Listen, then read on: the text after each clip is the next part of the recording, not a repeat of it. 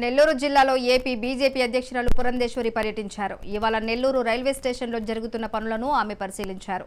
ఇక్కడ జరుగుతున్న అభివృద్ధి కార్యక్రమాలను అధికారులు అడిగి తెలుసుకున్నారు. కేంద్ర ప్రభుత్వ ఆధ్వర్యంలో జరుగుతున్న పనులను ప్రత్యక్షంగా పరిశీలించి ప్రజలకు వివరిస్తున్నామని పురంధేశ్వరి అన్నారు.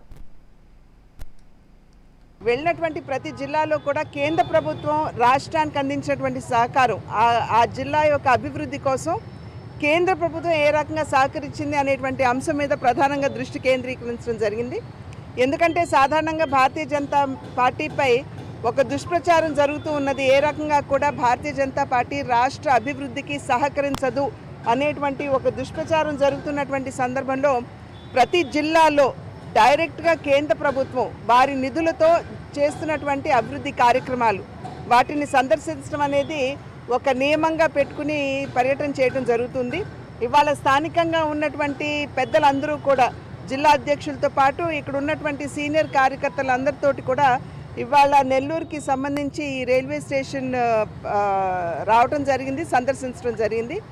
103 కోట్ల రూపాయలతోటి ఇవాళ ఈ స్టేషన్కి అత్యాధునిక మౌలిక సదుపాయాలు కల్పిస్తూ ఇక్కడ వచ్చేటువంటి ప్రయాణికులకి అన్ని విధాల సౌకర్యాలు కలిగించాలి అనేటువంటి ఆలోచనతోటి ఇవాళ ఇక్కడ ఈ కన్స్ట్రక్షన్ అనేది నిర్మాణం అనేది జరుగుతున్నటువంటి విషయం.